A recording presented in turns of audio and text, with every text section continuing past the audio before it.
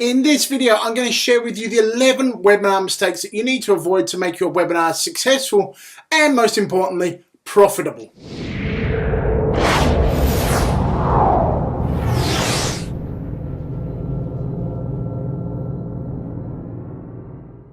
The first and most common mistake made is not having a great title and a great hook, a reason for people to want to come along and attend your event. Whether it's an in-person event or a webinar, you need to provide a really good reason, a really good hook that will attract people and draw them in to register for your event.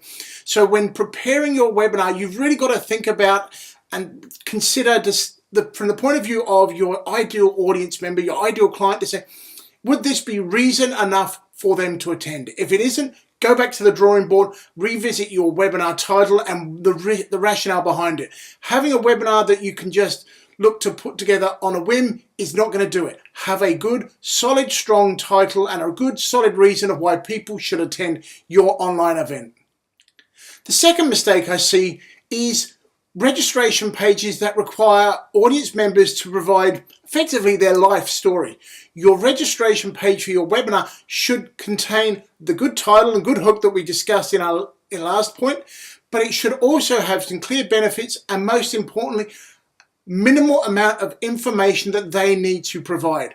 The more information you ask an audience member to supply to register the event, the less likely they are to actually click on the register now button. So at a minimum, you want to keep it down to just email and potentially first name. Anything more than that starts to get a bit superfluous.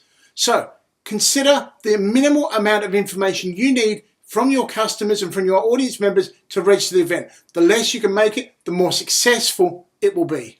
The third mistake is not promoting the webinar. Now, there are many different ways that you can promote the webinar. You should be promoting to your existing database. Send them emails in the weeks, the 2 weeks before the webinar, and importantly, on the day of the webinar. You should also be promoting out through Facebook, through LinkedIn, through your social media. Now, these can be through paid posts or just through organic updates that you're providing. But effectively, you need to be out there beating the drum, making noise and letting the world know that you are delivering this webinar to get people to register. You have got to drive traffic to your registration page so that people will turn up in their thousands to attend your webinar.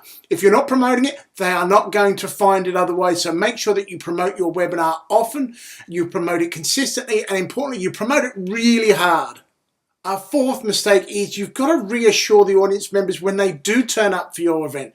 It's the day, it's the time, cometh the hour, cometh the man.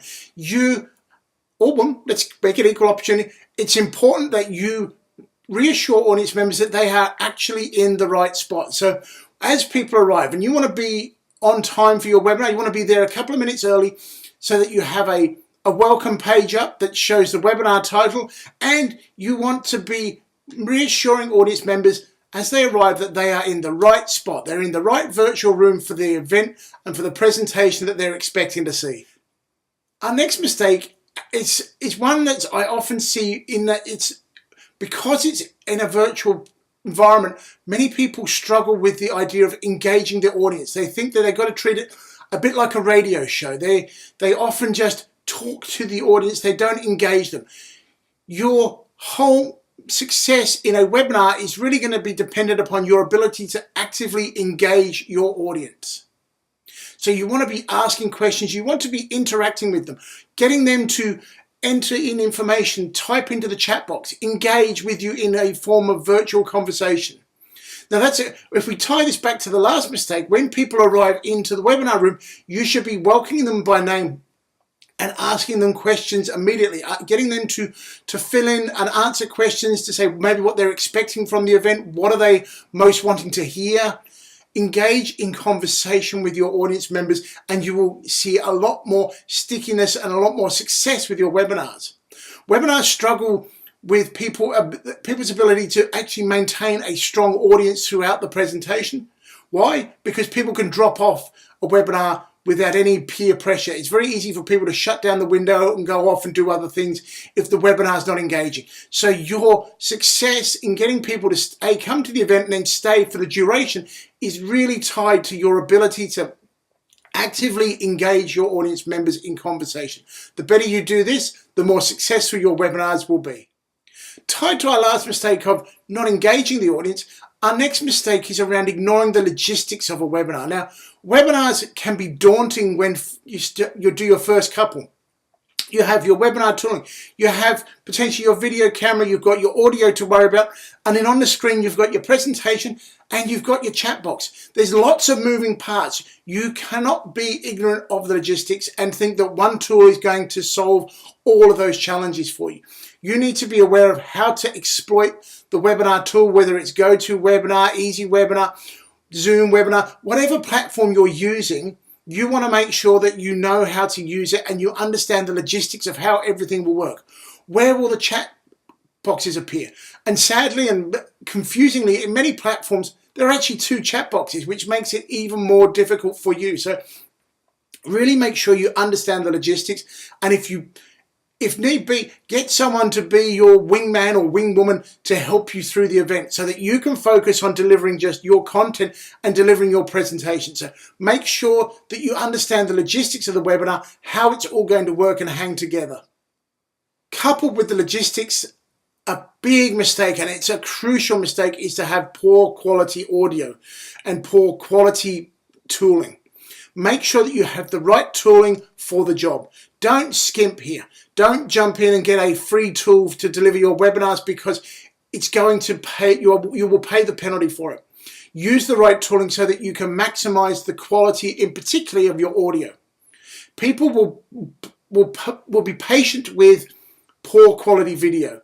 They will wait for that to happen. However, if there is poor quality audio and they cannot hear what you're saying, it's not coming through clearly, they're not going to hang around. So make sure that you invest in the right tooling. Invest in a good solid microphone to make sure that you give your audio the best chance of getting to really high quality. So invest in some good quality tooling to make sure that your audio and your tooling is as good as you can afford. A crucial mistake made in so many webinars is that they are seen and perceived to be a sales platform. And yes, webinars are a great mechanism for you to make sales, but you will not make sales if you don't provide and demonstrate that you know your expertise. What I mean, you've got to provide useful information. You've got to provide practical information that your audience members can actually apply. Don't fall into the trap of thinking that you can bait people and hook your audience to come in and register for an event and then give them a 60-minute sales pitch. You need to give them practical, actionable information. When you do that, you can offer up a sale at an opportunity to work further with you, but you have got to make sure that you provide practical and actionable information. Otherwise, your reputation, your credibility in the marketplace will be destroyed because people will see you and recognize you as just there to make a sale. You're not there to help. People attend webinars and online events with the understanding that they are going to get some actionable information that they can apply. So don't shy away from that. Offer up useful information that your audience members can apply immediately. Many people put too much information, too much content onto their slides. Unlike an in-person presentation where you have the ability to maintain the audience's interest with your delivery, your actions and movements on the stage, in a webinar, 90% of their attention is going to be drawn to what's on the screen. So that's the PowerPoint. So you need to provide interesting, engaging PowerPoint slides, presentation slides that are moving fast. You can't keep the same slide on the screen for too long. People will lose interest. So that means you need to provide information on there and move quickly through it. That means you don't want to have long lists of bullet point text, which you don't want to have in any presentation, but it's really crucial, really important in a webinar presentation that you don't have that level of detail on the slides, because people will read ahead of you and they will lose interest. So keep your slides short, focused on one particular point and move through them. Keep them interesting and engaging to maximize the attention and its stickiness of your webinar presentation. A crucial factor in a successful webinar is to not go too long. Many people don't have the time, the patience or inclination to want to spend hours on a webinar. They're not going to watch an online event that spans for 90 minutes, 120 minutes. It's too long. For many people, 45 to 60 minutes is the limit of what they can afford to spend online. So that means you need to respect that and make sure that you plan your presentation, you plan your content to fit within that. You want to respect their time, because with webinars in particular, it's very easy for audiences to move on to other things. They can log out and go off to what other activities they want to or need to get done. So make sure that you respect the audience's time. They will honor you with giving you 45 to 60 minutes. The minute you go past the 60-minute mark, you can watch the people literally fall off the webinar cliff. They'll just drop out of the meeting room because they have other things to do. So respect the audience's time. Unless you've told them you're going to run a 2-hour event, stick to 45 to 60 minutes for your entire event. Now, I said earlier that a webinar is not a pure sales platform, and that's true. You cannot deliver a 60-minute sales pitch, but you can, and audiences will honor you and respect you with the opportunity to pitch your services, pitch your products at the end of your presentation. To do that, you need to maintain a level of confidence and an aura about you. You can't let your voice go soft. You can't back away and lose your projection. Many people can speak confidently when delivering content, delivering educational, valuable information, but shy away when it comes to the point of actually asking for money and offering up their products or their services. If you do that on a webinar, you destroy your credibility. You destroy, and it undermines everything that you've done. So you need to make sure that when delivering your webinar close, when offering up your products, offering up your services, that you have a confidence, you have a persona, you have a position of power that says, I know that I can help you. My products and services are the best in the marketplace. Here, this is how you can get more help. So when you deliver your close on a webinar, deliver it confidently. Your Q&A session on a webinar is vital. It's vital for a couple of reasons. Once you've delivered your close, your Q&A session is an opportunity for people to ask questions. Primarily, it's going to be around your products, your services. So you don't want to rush through it. You want to stay online and honor the people that have taken the time to watch your presentation by answering their questions. You stay there as long as is needed to. Now, if you go past the 60-minute mark, this is one point where it's actually permissible. If people want to hang around, they will hang around if they want questions answered. So make sure that you don't rush through the Q&A. You actually honor everybody that's taken the time to watch your presentation, to listen to you, by answering the questions that they have.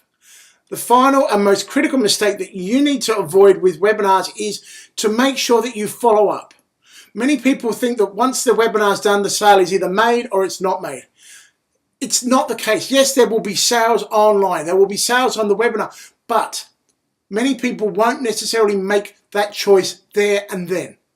You need to make sure that you follow up with each and every one of them afterwards. Simple things you can do. Send a replay out of the webinar so that they can watch it again.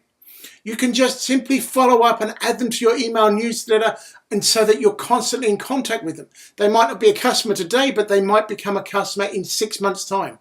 Make sure that you maintain that contact with them, follow up with them and engage with them to see where you can help them with your products and your services.